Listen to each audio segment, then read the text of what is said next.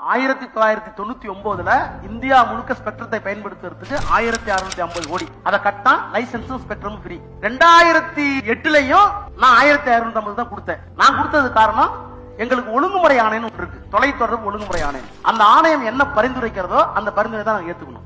அந்த பரிந்துரையை படிச்சு பார்த்துட்டு நான் ஏத்துக்கிட்டேன். ஆனா வெளி பொதுத்தளத்துல என்ன சொன்னாங்கன்னா 99ல அண்ணா நகர்ல ஒரு வீடு எவ்வளவு விலை, 2008ல என்ன விலை, ராஜா அவ்வளவு பெரிய கொள்ளக்காரன் 99 விலையை கொண்டு 2008 வைக்கிறாரு. நான் வைக்கல, வச்சது ஆணையம். அதுக்கு என்ன காரணம் சொன்னாங்கன்னா 1650 ரூபாய் கட்டி ஏர்செல் வோடாபோன்லாம் உள்ள வந்துட்டான், ஊர் ஃபுல்லா டவர் போட்டான், ஆளுங்களை புடிச்சிட்டான், 40% புடிச்சிட்டான். அதுக்கு பிறகு வரவங்களுக்கு நீங்க 3000 4000 கோடி வச்சுக்கினா உள்ள வர முடியாது.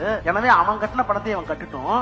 ஆனா தொடங்கின பிறகு, வியாபாரத்தை தொடங்கின பிறகு, டவர் எல்லாம் போட்டதுக்கு பிறகு ஏர்செல் என்ன கட்டுறாங்களோ அதை விட 2 மடங்கு வருவாயில பங்கு கட்டணும். அப்போ 2 விஷயம், முதல்ல கட்டுறத கம்மியா வச்சுக்கிட்டா மாசம் கட்டுறது அரசு வர வேண்டிய ஒரே தூக்குறது, அதிகப்படுத்துறது. இல்லன்னா அதை குறைச்சிட்டு இதை ஏத்துறது. 3000 கோடி கட்டினா உங்களுக்கு ஸ்பெக்ட்ரம் நான் சொல்லியிருந்தேன்னா உங்களுக்கு சார்ஜ் அதிகமா இருந்திருக்கும். இது சொன்னது அவங்க தான். இதை புரிஞ்சுக்காம பொதுவெளியில போய் ராஜா 1999 கொடுத்தா இப்ப கொடுத்தாரு அப்படின்னு சொல்லி, ஐயோ ஆகொலை 10 வருஷம் முன்னாடி அண்ணா நகர்ல என்ன விலை, மயிலாப்பூர்ல என்ன விலை, இதை போய் இப்படி கொடுத்தாரு அப்படின்னு ஒரு புது புத்தியை கிளப்பி அதை சிஏஜி ஏத்துக்கிட்டு சுப்ரீம் கோர்ட் ஏத்துக்கிட்டு, அதுக்கு பிறகு நல்ல வேலை நானே ஒரு வழக்கறிஞராக இருந்ததால் எல்லாத்துக்கும் மேல சொல்றேன், என்னுடைய தைரியத்துக்கெல்லாம் காரணம் கிடையாது. பலரும் தவறாக நினைத்தார்கள். திராவிட முன்னேற்ற கழகத்திலேயே நான் பெயர் சொல்ல விரும்பல, என்னை தவறாக நினைத்தார். கலைஞர் என்ன தனியார் கேட்டார், என்ன நடந்ததுன்னு கேட்டார். ஐயா, ஒரு மிகப்பெரிய ஆதிக்கம் இருந்தது, இந்த துறையில ஒரு மிகப்பெரிய ஆதிக்கம் இருந்தது. ஏழை எளிய மக்களுக்கு செல்போன் சேரல, ஸ்பெக்ட்ரத்தை மறைச்சு வச்சுக்கிட்டு அவங்க தான் 10 பேர் எடுத்துக்கிட்டாங்க ரகசியமா. அதை வெளியே கொண்டு வரணும்னு ரிப்போர்ட் கொடுத்தாங்க. அதை தடுக்கிறதுக்கு எத்தனையோ பேர் வந்தாங்க, என்கிட்ட பேரம் பேசினாங்க. எத்தனாயிரம் கோடி கொடுக்குறாங்க என்னன்னா சொன்னாங்க. என்ன நம்புங்க, நான் பண்ணதான் சரி.